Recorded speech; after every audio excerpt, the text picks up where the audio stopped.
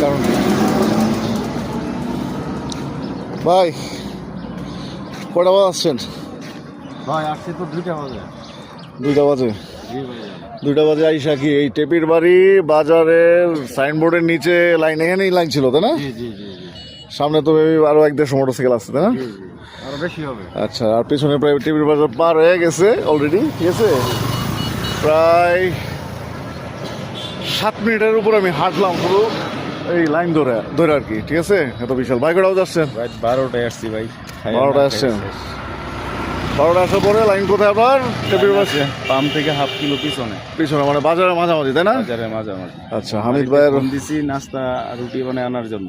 ও আচ্ছা আচ্ছা, তাই কয়টা বাজে তাও জানি না, মানে কোনো শুধু ভাই না খেয়ে। কাঙ্ক্ষিত লাইনে দাঁড়িয়ে আসলে কতটুকু তেল পাওয়ার আশা করতেছেন বা কতটুকু তেল দিচ্ছে এই পাম্পে? 200 টাকার তেল দিব, সেই জন্য মন মানসিকতা আরো ভালো নেই। এটা আসলে খুবই মানে হতাশাজনক একটা সংবাদ। তো ডাক্তার সাহেব, আপনার অনুভূতি কি বলেন? 200 টাকা তেলের মানে তেল দিচ্ছে বিষয়টা? এটা আসলে যুক্তিসঙ্গত না, ঠিক আছে? অন্তত 500 টাকার তেল আসলে সেই আশা করে আমরা আসছিলাম। 2টা বাজে আসছি, তো সারা রাত্র আসছি, এখন বলতেছে পাম্পে নাকি 200 টাকা। এটা কাম্য নয়, এটা আশাবাদী ছিলাম না, ঠিক আছে? যাক, কেন পাম্পে তেলই ছাড়ে নাই, 9:30টায় তেল ছাড়বে, ওটা দেখা যাবে আর কি কত করে দেয়। বাংলাদেশ সরকার বলতেছে যে ইতিহাসের সবচেয়ে বেশি তেল মজুদ বর্তমানে বাংলাদেশে। তারপরেও আসলে এই প্যানিকের কারণ কি? আপনি কি মনে করেন, কি কারণ থাকতে পারে?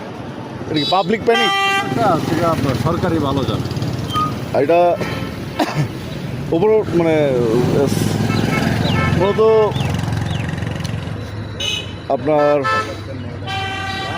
গভর্নমেন্ট থেকে বলা হচ্ছে যে পাবলিক প্যানিক, আই মিন মানুষ হতাশায় পড়ে হচ্ছে যে তেল মজুত করতেছে, বিষয়টা এরকমই হবে। হতে পারে হয়তো। মানে প্যানিকে পড়ে গেছে আর কি পাবলিক। হ্যাঁ, এই হচ্ছে ঘটনা। তো যাক, বিষয় হলো যে আসলে এই সময়গুলো থাকবো না এরকম। এটা ইরান যুদ্ধের ফলে সারা পৃথিবীতে একটা মানে অস্থিরতা শুরু হয়ে গেছে আর কি। তো ভিডিওটা নেওয়ার এটাই, মানে আমি ব্লগার না বা এখানে কেউ কন্টেন্ট ক্রিয়েটর নাই, মূলত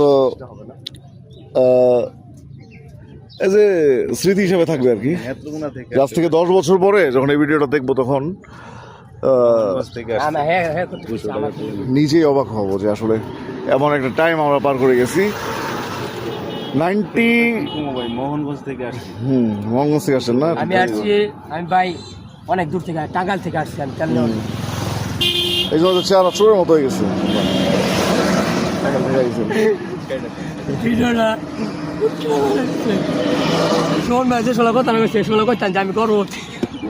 না, মূলত স্মৃতি হিসাবে ধরে রেখে দিলাম। আসলে আমরা 90 জেনারেশন যারা আছি, কারণ 2019 সালে আমরা করোনা পাইলাম, মহামারী, এটা আমাদেরকে দেখতে হয়েছে, যদিও আমরা যুদ্ধ দেখি নাই, ঠিক আছে? আর এখন দেখতে হচ্ছে হ্যাঁ তেলের মহামারী, মানে আসলে তেলের মহামারী, তেলের প্যানিক। আচ্ছা, ঠিক আছে, আজকে এই পর্যন্তই। ওকে।